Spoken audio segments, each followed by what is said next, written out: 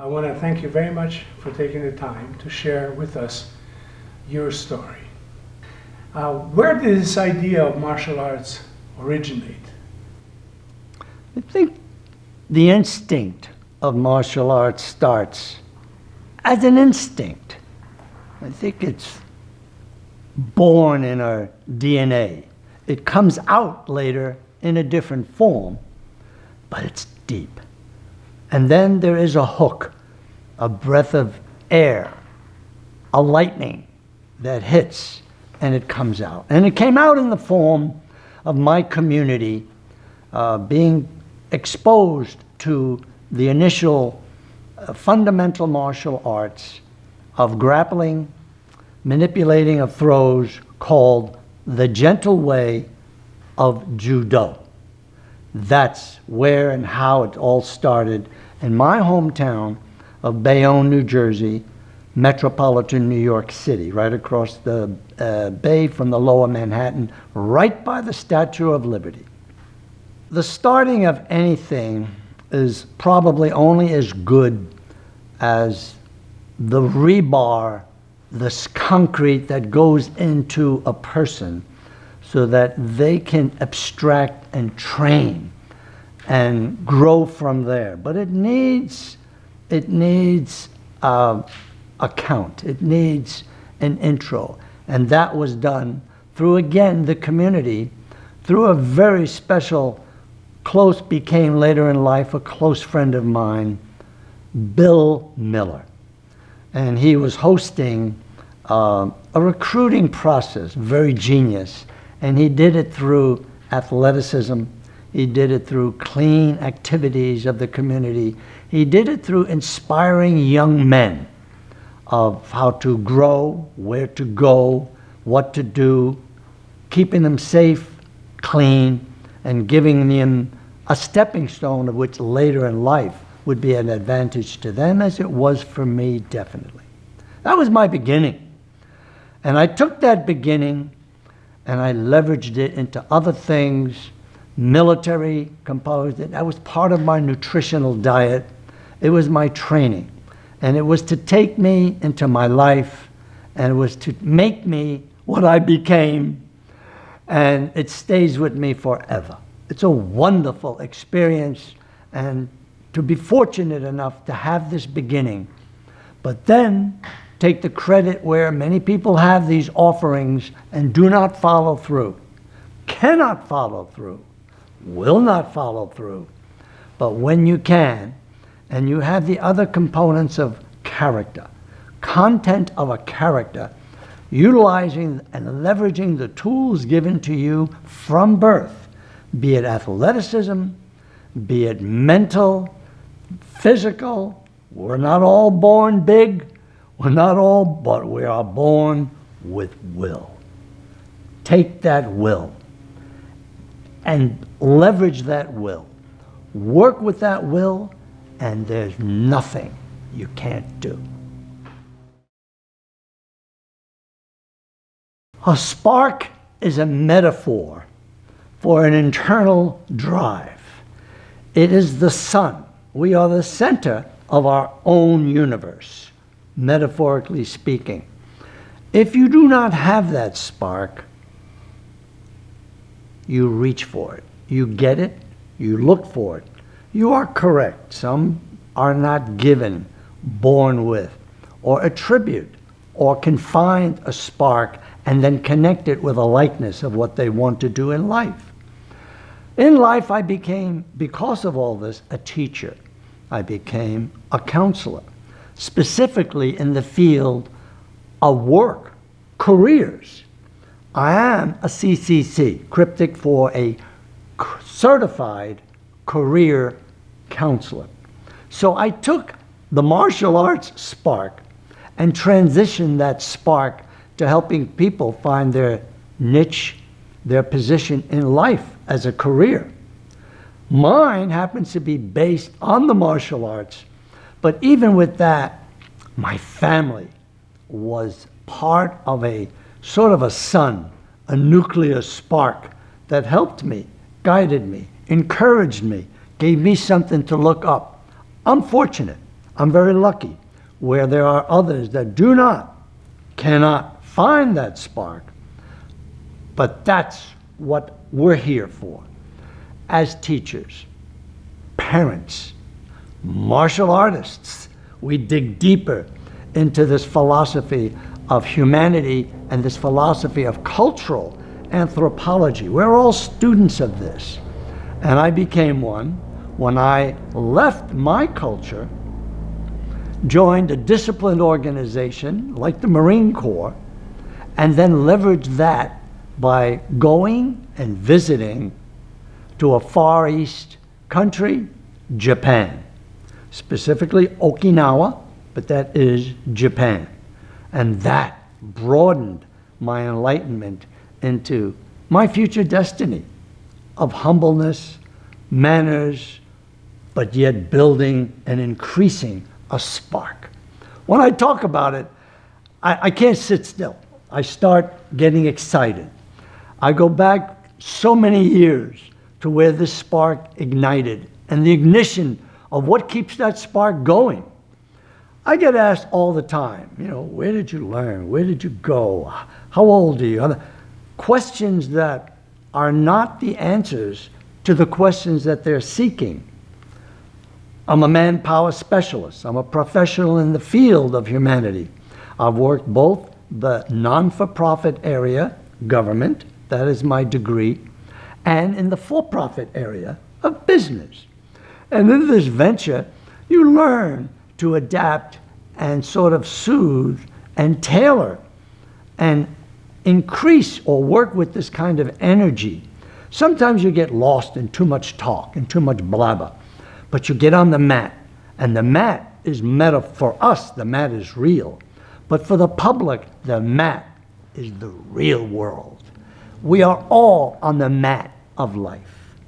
But it's this martial arts that has fused, massaged, oiled, and kept the life of survival, because we all go through damages and tragedies of life, emotionally, financially, internally, physically. And we have to be ready for this later in life. Youth has a party.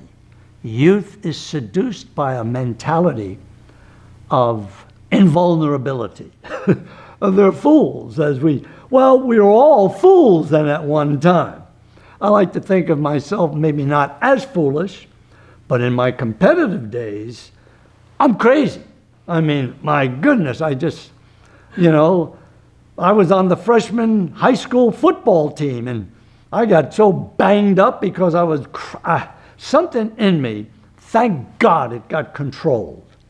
Thank God it got talent, it got tainted with discipline through my martial arts. Well, who knows where and how I could have wound up. My internal ethnicity tells you enough. As the prize of my life and the partner in my life would say, you drop the L in life and replace it with a W. You have a secret bullet there, a secret code that can push you, help you. And she would always say, you have the side of the Sicilian, Mediterranean, Italian, but the soul of the Russian, which is really Ukraine. Now, when you put those two together, you got a maniac here, or you have enough energy to take you to a level in life to where it helps you escalate. The martial arts tempered that. The martial arts brought things out. The education was the polish. The degree presented to society a credential of credibility. We are a credentialed credibility society.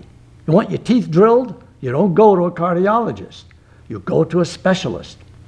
You want the rules of society explained to you properly according to the rules of society? We call them lawyers. And we have to retain them too. And we all can count 2 + 2 + 2. We all are in control of our checkbooks. We're all our own accountants.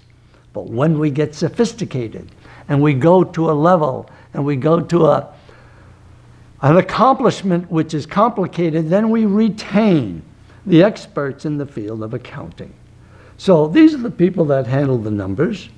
I've always been a little private in my life, not so much to be private, personally sneaky or secretive, but to be respectful for my fellow man. We don't want to brag on how good we are. Keep that down. As my karate sensei, Izo Shimabuku, who recently passed away but lives on with me. This karate meaning more better no push. I mean, it's an interesting concept. Push too much, the kickback can hurt you. Don't brag. I think the Asians have a concept that they can give to the West. Humility, humbleness. Don't brag. You know what you can do. What you're going to do, hurt this person just to prove to him that back off, back away, not turn away, back off. Not because you're afraid or don't have the confidence, because you do have the confidence in knowing what you can do. You're a winner when you back away. Nobody wins in a fight. It appears that they win, but ask some of the winners who have won fights who are in jail, and you wonder, in a lawsuit, who really won that fight? So there are concepts that the Far East, and I lived in the Far East, that gave me extended education, extended temperament, extended content of an advanced character that I think I need to share. And I need to, sure, I should be, well, I haven't written a book. My expressions are more in the, I'm a teacher. I became a teacher. Not professionally, that's what I am. Teachers don't make money. So my thirst for advancement in life was to be financially successful so that I can share, help others. Did that work out? I'm not done yet. But to date, my successes have come in other areas of life. So if I cannot contribute or give in one way, build a building or an extension of the university with my name on it, then I do it in other ways. We are here so that you can extract from me that which I have learned and given to others, and hopefully would share with others in future decades, long before I cease to exist.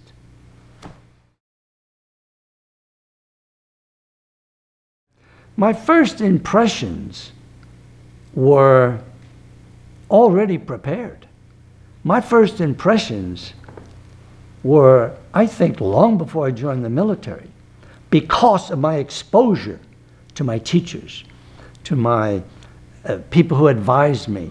My first martial arts instructor, Bill Miller, Al Williams, the people who I've seen. And so I sort of was ahead of the curve before I got to the Orient. So I was never seduced, but I was expected to succeed. And I knew what to expect. And when I got there, that was what I went after. I went after my training, my discipline. For some reason, the gift to improve the core of both mind and body through the Marine Corps. Isn't that interesting? How phonically we are connected. The core is an organization.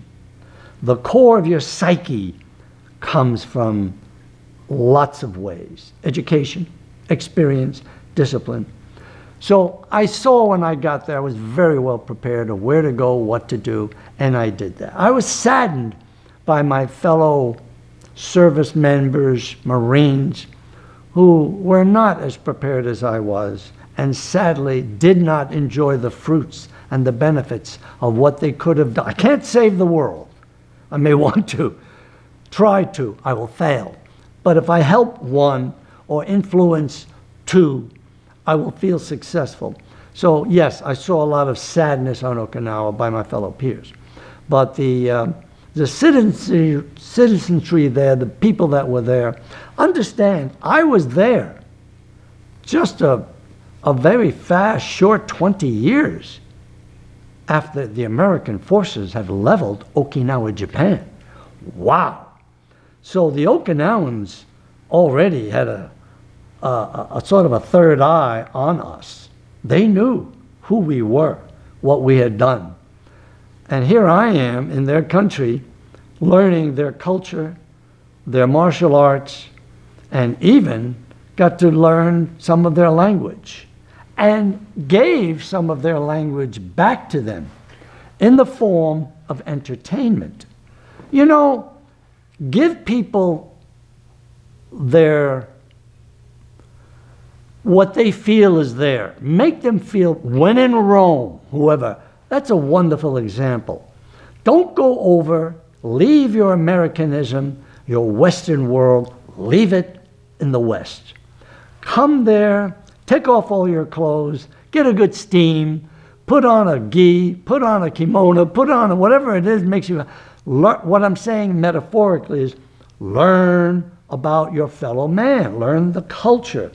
So I did that, and I gave it back to them by respecting their music, their language, their culture, their culinary arts, and my specialty was in the form of an international language called music.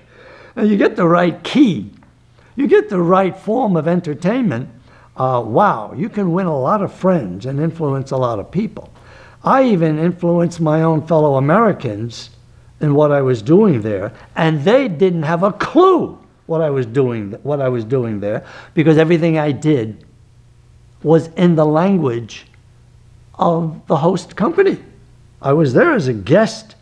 We had already taken over the village, the island, and eventually, as history showed, when I left, we returned everything back, governmentally, legally, and but thoroughly enjoyed their culture, and I brought many of the teachings of that culture back to my country, into my life, that I can share with other people. It was a wonderful, warming experience, which in a way, in detail, is a story of its own, aptly known in a script written in a documentary form of the Marine KIAI Trio. Translation, Crazy Cats. Everything done in Japanese, nothing done in English. So my fellow Americans were in awe, even the commanding general of the base. I mean, we were three young men, didn't even have permission, just youthful guts, courage, and on our own did this. You don't do that in the Marine Corps. I don't recommend people do it, but young people with ideals of invulnerability do crazy things. They just go about and do it. But when you go about and do something crazy and it's successful, then wow, no one will say anything. Because at any time, the commanding general, who is to the right of God, with the power of discipline, like, could have just pulled me right off the stage while I'm entertaining. But that didn't happen, fortunately. And it was a very successful tour for me, where I advanced as a young man, a martial arts. I left as a second-degree black belt to return a year later on my own. Most people would take leave and go home. Girlfriend, family, very normal. I don't put that down. I was never normal. I went back on my own, got permission. Oh, Jesus. I had to get permission through Washington, D.C. to go back to Okinawa. I wanted another shot to see my teacher. I wanted to study more karate. I became a black belt only for my teacher to say, never forget, now you're a black belt, now I will teach you karate. Whoa. Wow. See, the black belt, the little distraction, can be.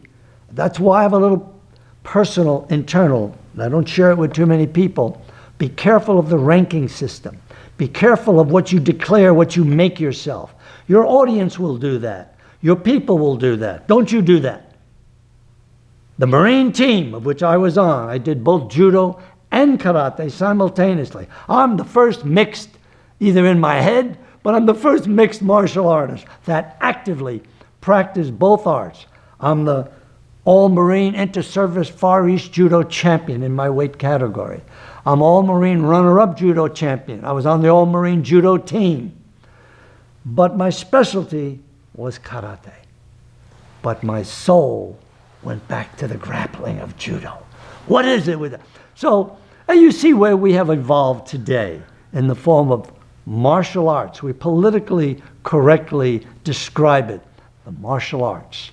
We learn that from the disciplines of academia, where we study liberal arts training.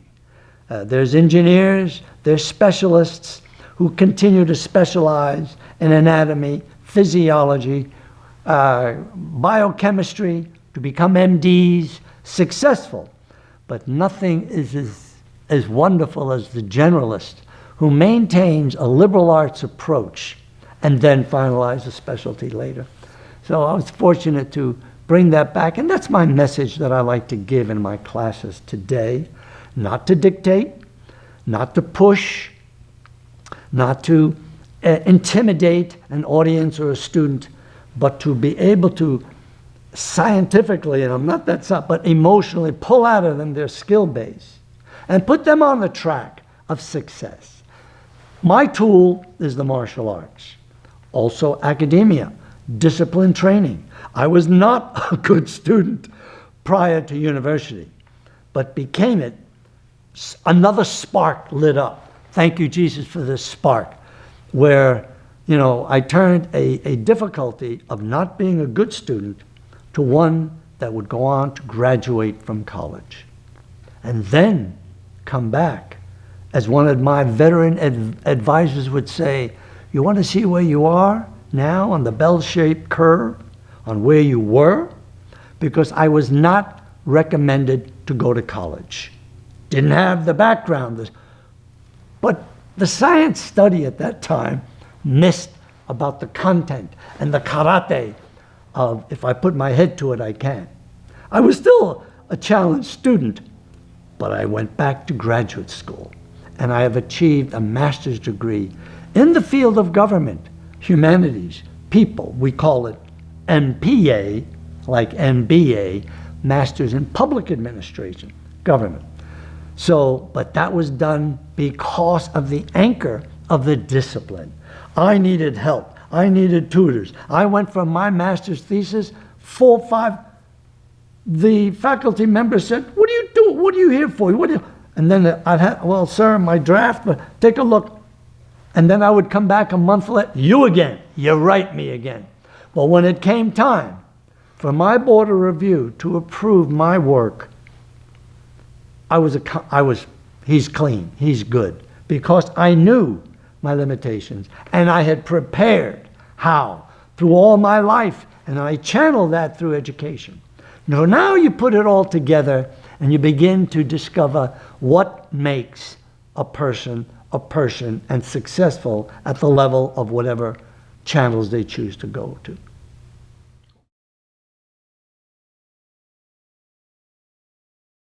I worked with some of the best that would become the best later on. Students together under one particular kind of discipline. There were other successful students in other forms of discipline. Then you continue that relationship. If not with the same people, you meet others later. It's a continuous wheel, a wonderful wheel of family and brotherhood that extend a lifetime. And sadly, I've lost some of these people already.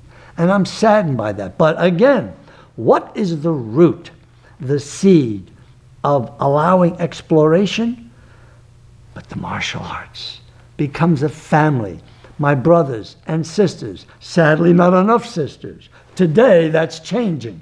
Thank God it's changing. But yes, some came with me, most did not. Some I left behind because they had already come and go. So it's a constant wheel of which you get on that wheel and you enjoy the spin of learning, growing together, and discovering and developing a very special and new kind of brotherhood. I experienced that, and I hold on to it till this day, even in death, those who have passed. A wonderful, rich background and a wonderful richness of which you don't see in a financial statement.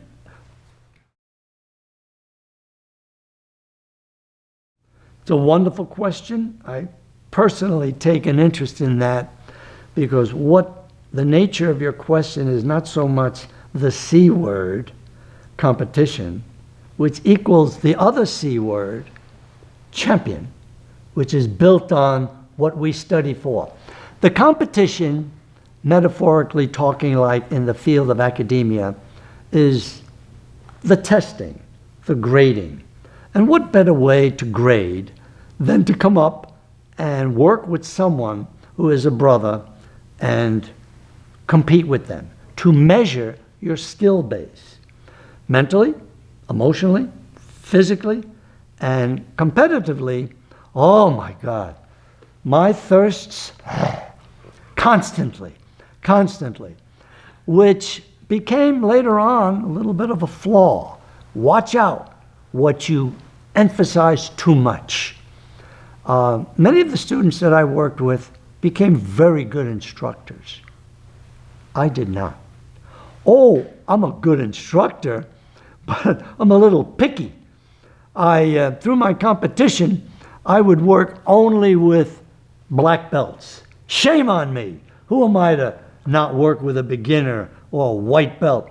But, you know, I've tried to understand through, again, academia, that you don't start college off as a senior.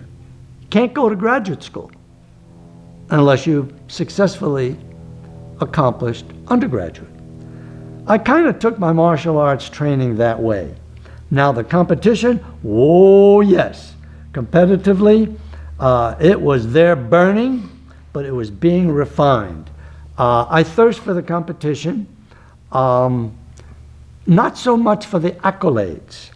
I thirst for the competition, believe it or not, for the defeat.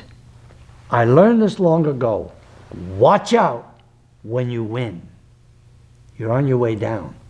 You come off the mat with an attitude and a look. And the problem is, everyone is looking at you now.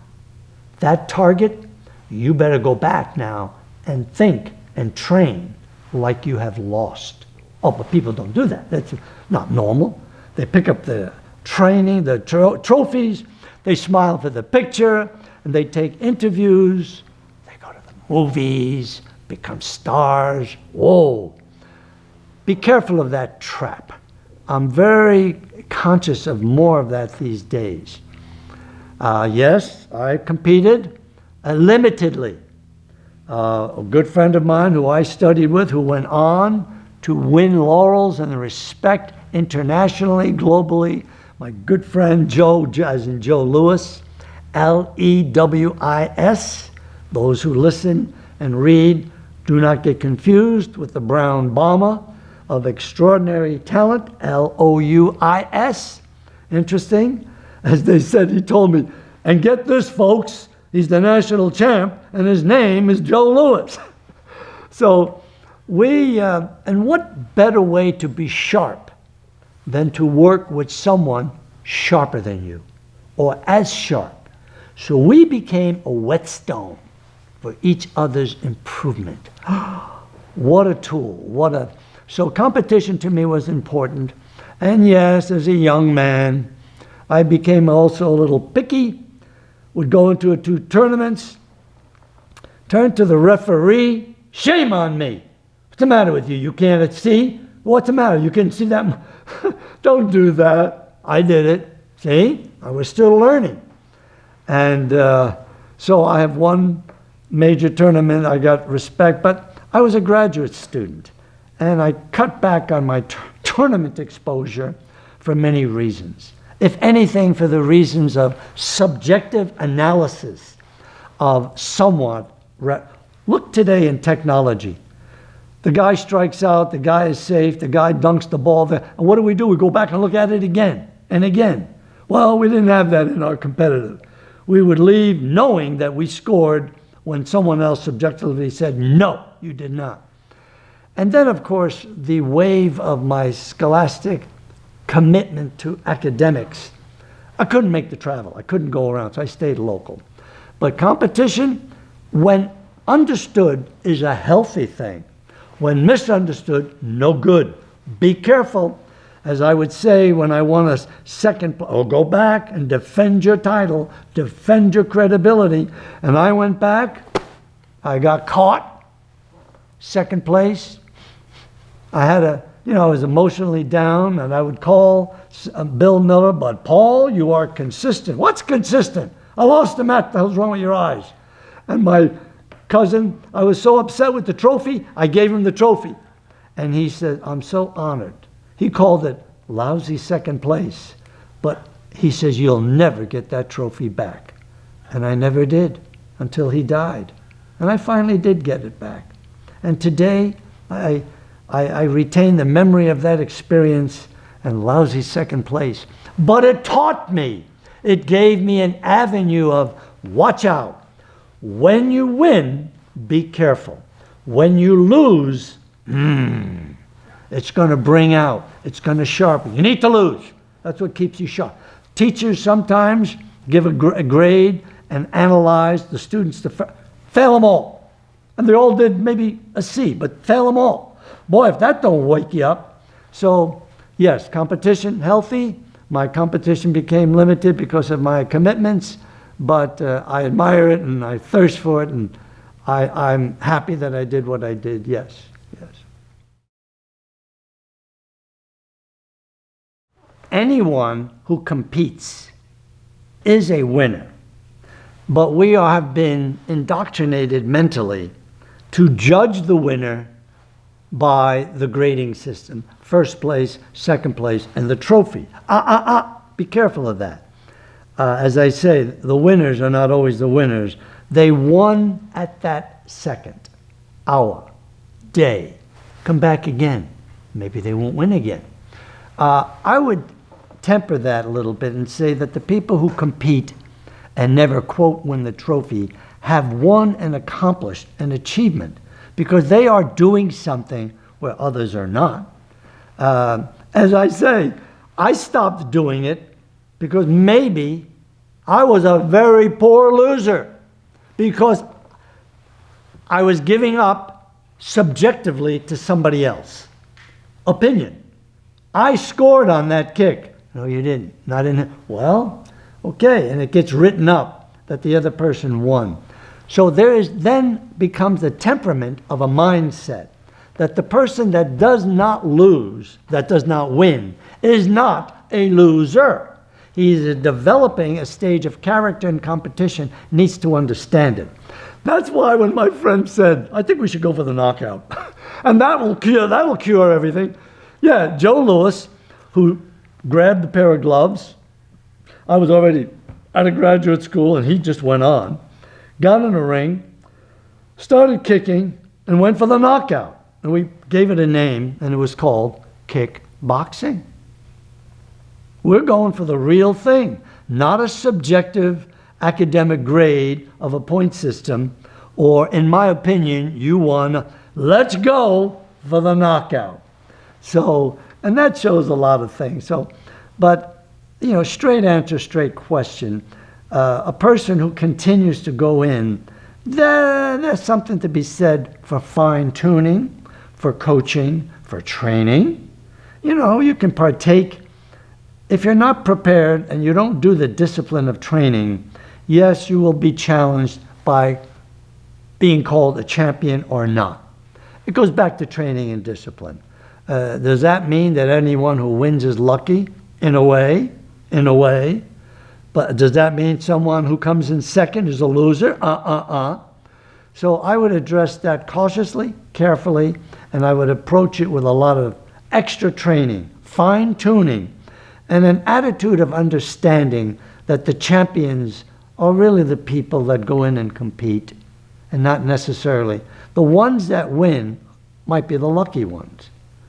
You cannot hit a home run every time you come up to bat using the Western analysis of the Western discovered game of baseball.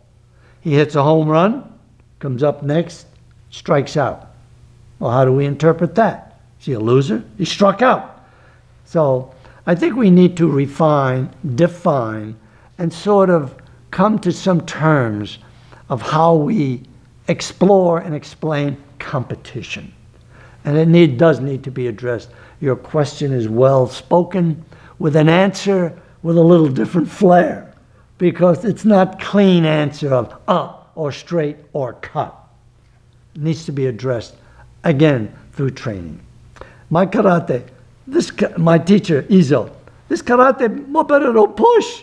I knew, it went right over my head. We're going to kill each other. So, and what do we do but control? That's why sometimes the toughest opponents, sometimes the matches we lose, are the people who are substandard to us. A white belt can be as dangerous because that white belt will come at you with fever, with passion, with killer, with trying to impress you, and they're dangerous.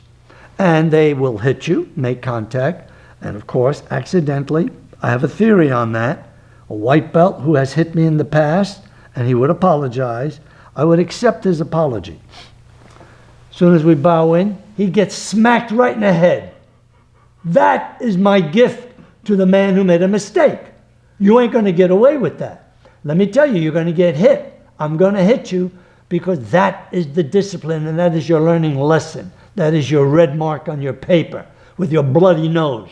You don't come and make that kind of a mistake. It's expensive. And here's the payback. Boom! Competition. The description of heroes come in many forms of description, and I have been asked many times my experiences because I'm a Marine, and we are put on the front line. And I have been on the front line. I'll get to Vietnam in just a second. But when I was in boot camp training, because it's all transition, the names change. It goes from World War I to World War II to Korea to Vietnam, Iraq. The titles change. The system and the method of preparation becomes the same. I was in boot camp humming to the instinctive brain-draining drill of a drill instructor, singing, "Cuba, Cuba, here we come. Castro, Castro, you better run." Drill instructor is going to me because my experience as a boot Marine is probably another story for you, but I was not a normal boot training Marine. They immediately pegged me, Durso, recon. They already were preparing me to go to Cuba on the first wave and kill people. If not the first, for sure the second. Okay, now anyone who's a student of history, fortunately, I will thank all the gods, especially the Commander-in-Chief, President of the United States, that fixed the problem. So I never went. But when I did go to Okinawa, yes, I was involved in the immediate setup and the transition of going to Vietnam. Oh, that's it, the general was going. But as I told you earlier, I became part of the culture there as a Marine. The gifts of community and cultural communication were very gifted to me, and I was giving back to the community. I was prevented from getting what could have been a death notice or Congressional Medal of Honor. I was asked, ordered by none other than the commanding general to stay back. You are not going to Vietnam. And your partner and your third partner, John Reardon and Michael Johnston. We were held back by the commanding general because of what we have done. While there were other peers that were in tears because they were not to become part of the advanced movement of the Vietnam. They wanted to be part of history. These are true Marines, destined to kill, destined to be killed, sadly. So I never looked at it as that way. I looked at it as maybe a fortune that I was put off from going because of what I have given to the community. The general wanted me to continue to do that. So my support came in the form of preparation and moving the division, but not going. Yes, years later, I would look back and consider that because we didn't know at the time that there would be a monument and how long the war would go. And the 58,000, and some people even in our specialty, that passed. It'll grab you. It'll touch you. I'm alive today because of a gift. I have to give thanks and appreciation, and I owe it to my fellow man to return these gifts and good fortune that I've had, that I did not have to go.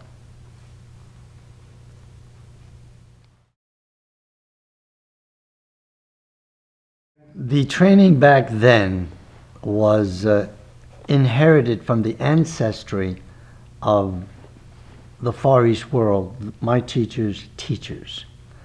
And they handed that down the way they were taught. And these are not substandard people, but lived a substandard life, a hard life. They were farmers. They were not trained in the facets of engineering, creative science, biochemistry, but in basic hard work. And they, particular people, were intimidated and challenged and overpowered by a superior, although same culture, but a motherland, Japan. So the Okinawans developed a system and a discipline to defend themselves, and that's why they even the name karate, not karate, but karate, empty hand, and crude form, to where a fist, this fist is a weapon. This arm, through my training, became, that's training. We don't do that today.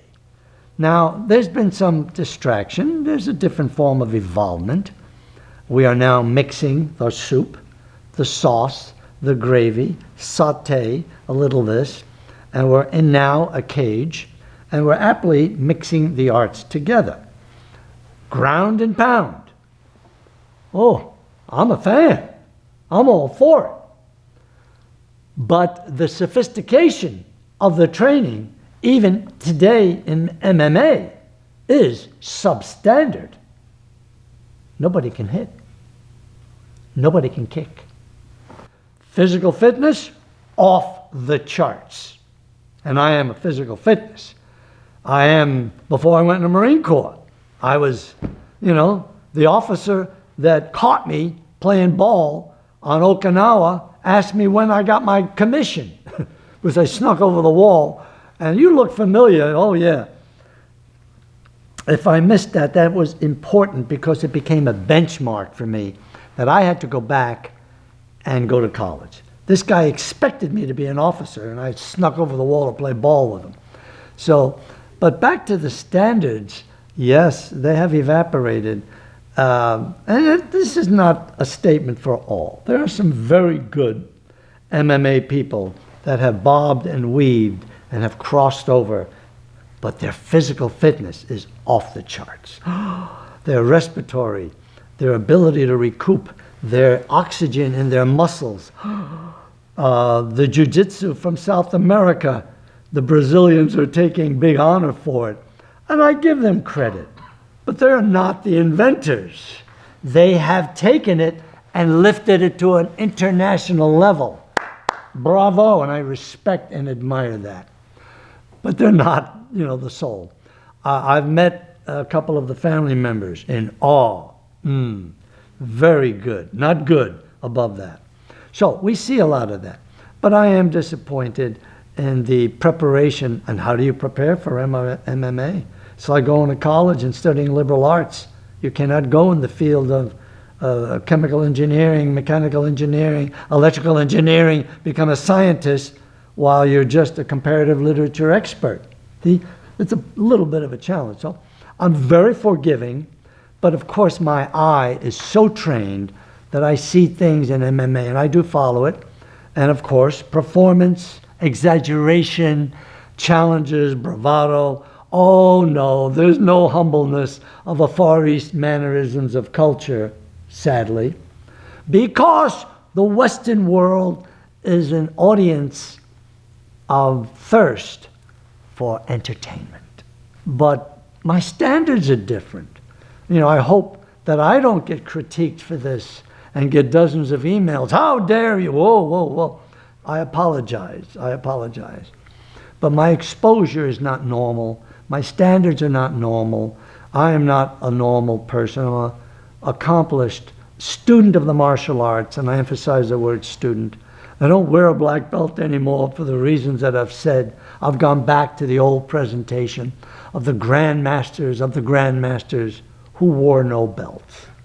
That is strictly a Western invention, and learned early by me when the whole Marine Corps judo team, dozen of us, I was a member, fought the Koza police station on Okinawa, Japan.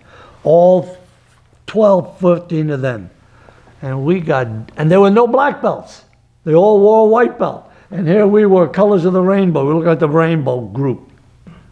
We got dumped like no tomorrow. What white belt? That was no white belt. So I learned from that early on to where I've evolved, I think, to where it's just not necessary. Those who know me, those who have observed me, know me from the past, those who will research and study me now and long after I'm gone, hopefully will understand that I will remain at peace with myself and satisfied with the fact that I have made an impression and hopefully attained a level of humbleness and humility, not necessarily as a competitive crazy maniac who would go on his own personal tour, as I used to do, go from dojo to dojo to fight everybody. I'll line them up. I'll line them up because I was going there to lose, not to win. I expected to win, but I sort of put on my own trip because I couldn't have time to get on a plane and go far away, as many of my good friends did. So I sort of do that, done that, because I am, yes, a tester of nature, competitor, not trying to make others feel bad, but looking to share. Now today I go through that. I go through it today, till this day. Not on the mat so much, but in a four-wall ring called a court. Instead of it being the ring of martial arts, my martial arts has transitioned, gone back to my early training, which I didn't mention, in the form of manipulating a ball on a court against a wall using only your hand, like karate. Aptly called, not to be funny or to make fun, handball. And till this day, I do that. And now the ultimate of challenge is the humility of my speed, my hand-eye quickness.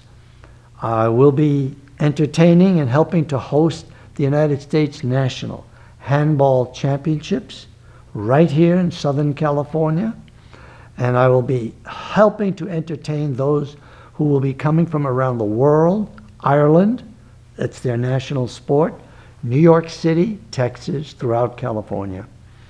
And I will be playing. I will be active. This is probably where I will pass on or break my neck, because that competitive is still a burn. Taking from the oratory of a fictional movie, The Rock, Rocky, in Rocky V, I still feel the burn inside. But you see, going back to that script, he could not fight for a while because the life, going back to that word W, was in a coma. And he couldn't bring himself. And the coach was, oh, this is that. Until she woke up and turned to him and said, win, win. And here comes the spark, that you were waiting for and looking for. And how is it going to come? When? And it just, the explosion came, and Burris Methodist said, what are we waiting for? Let's go. And there became the champion. What is a fictional story, but based on the soul and the seeds and the spirit of humanity. Wonderful. One of my favorite fictional stories, the series, because the story is about a man from my hometown, Bayonne, New Jersey, who I knew and met, and a little younger than me, but interesting. Well, that's what entertainment and the movies are. They are reflections of our society and our humanity. That's what the KIAI trio did. Reflect the behavior of the neighborhood. Had they entertained in English, I don't care if they were three Provaiotes from Italy, nobody would have cared.